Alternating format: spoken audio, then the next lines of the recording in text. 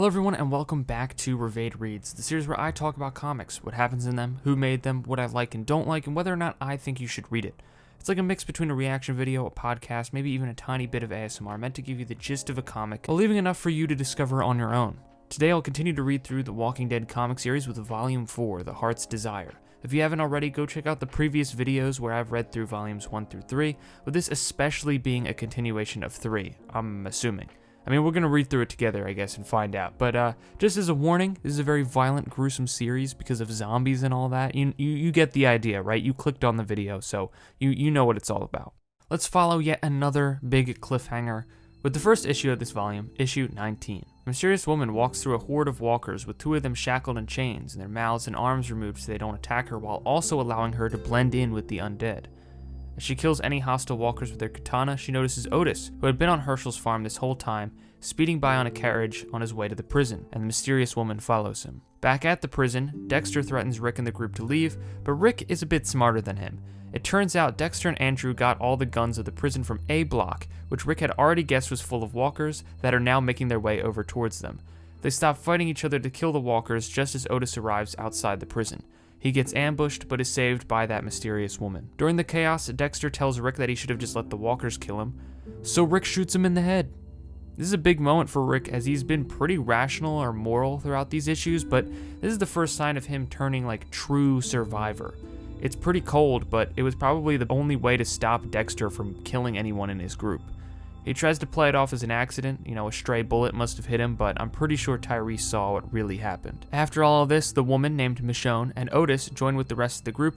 Andrew runs away, but they just let him leave, I guess, and Tyrese confronts Rick about his no-killing stance. This is a pretty action-packed issue with a major change for our protagonist. It's going to be interesting to see how the group adjusts to Rick's inevitably darker turn, but hey, that makes for some interesting story, doesn't it? So let's move right on to issue 20. Sometime after the big shootout, Andrea calls a meeting for everyone, volunteering herself as the official seamstress for the group, and gives them all some nicely tailored prison jumpsuits since they didn't bother getting any new clothes during their time on the road. I was gonna say, this is dumb, why are we spending so much time with this? But given everything Andrea's been through with her sister dying, I think it's a nice character moment showing that she hasn't just totally given up on life. We then get some time with the characters split up. Lori confesses to Rick that she's scared after everything that's happened. Otis reveals himself to be quite racist when talking with Patricia. Carol gets jealous that Michonne and Tyrese are talking with each other. Maggie and Glenn make up. Dale and Andrea decide to stay with the group, and Axel, who's one of the prisoners, struggles to fit in. Rick, Tyrese, Dale, Axel, and Alan then head into A block to clear out some walkers when they come across a library. They decide to split up for some reason, which is obviously a terrible idea, since 2 seconds later, Alan gets bit on the leg by a walker. Meanwhile, Tyrese and Dale come across the generator room for the prison. This felt very much like a middle issue where nothing really happened. I mean, we get some smaller character moments that will most likely set up stuff later, and yeah, Alan did get bit, but it just felt like setup, it was alright, I guess. Let's see what Alan's fate is in issue 21. The group desperately escapes with Alan, and seeing no other option, Rick decides to chop his leg off against the wishes of everyone else. They get him to Herschel, but the situation is dire and he may not live. Rick asks Lori if he wants to see him, but she says it's nothing they haven't seen before, so why bother?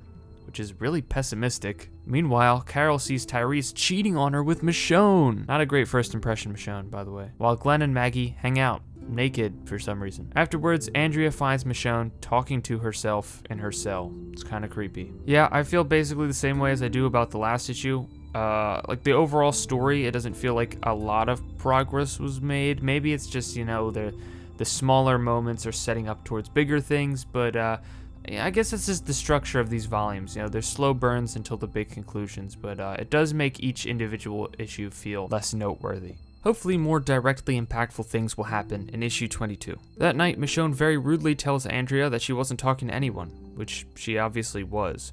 Meanwhile, Carol is devastated by what she saw and tells Tyrese that he has to move into another cell, while Glenn and Maggie meet back up with Herschel and the others and are informed on what happened with Alan. Rick is walking through the halls, his hand still in bad shape, where he finds out that Tyrese and Carol broke up, with Carol clearly upset about it. Herschel and Billy begin teaching Axel how to farm to help out with the group, while walkers begin piling up outside the fences. Axel starts going on and on and on and on about how he thinks about the walkers' past lives, but if you remember Volume 2, Herschel doesn't really want to be thinking about that. Inside, Otis is supposed to be watching Alan's kids, but we get even more hints that something isn't really right with this guy, while Alan in his incoherent sleep mentions that he wants to be dead alongside his wife. Michonne and Lori have breakfast together, where she reveals that she basically lost everyone in her life, including those 2 walkers that she had at the start were people that she knew before, which is really dark. But Rick comes in and gets Lori to come help talk with Carol, who's not handling things well, but handling things even worse than they thought, because they find her having slit her wrists, with Sophia still in the room. Rick goes looking for Tyrese, who finds him kissing Michonne after she threw out a casually racist remark against Carol. Telling them what happened, Michonne rushes to see if she's okay,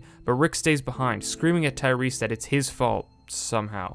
But anyway, this prompts a fight between these best buds. I think I just need to be more patient and look at these as a whole rather than individual issues.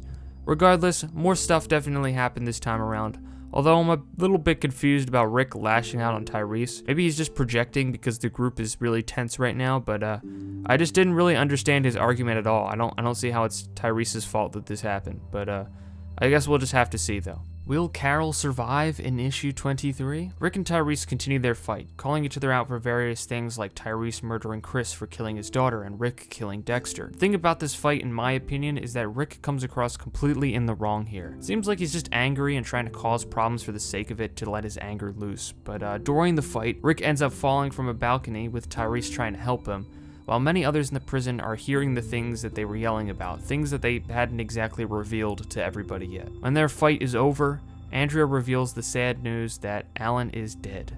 Rick volunteers to kill him so no one has to, calling out Tyrese for claiming that Rick enjoys killing people, which is a weird complaint because the reason Rick killed Dexter makes sense, even if it makes Rick a hypocrite since he said, no killing before. After Rick shoots Alan, Herschel and Michonne stop by to tell him that they've bandaged up Carol and that she'll live. Michonne apologizes for causing problems, and Herschel tells Rick that he doesn't need to carry the weight of everything. But Rick ends up collapsing. This is quite the action-oriented issue, huh? But I think there's a lot more going on here. I know I said the fight between Tyrese and Rick is a bit weird, but I get it. The 2 people dealing with the stress of everything, with a lot of pent-up anger over things that they would have never done pre-apocalypse, but now that anger has boiled over to the surface and they're taking it out on each other, with Rick obviously pushing himself way too hard. It's kind of depressing seeing the group deteriorate this way, even after finding this safe-ish place to live in. Will Rick be a little less crazy in issue 24?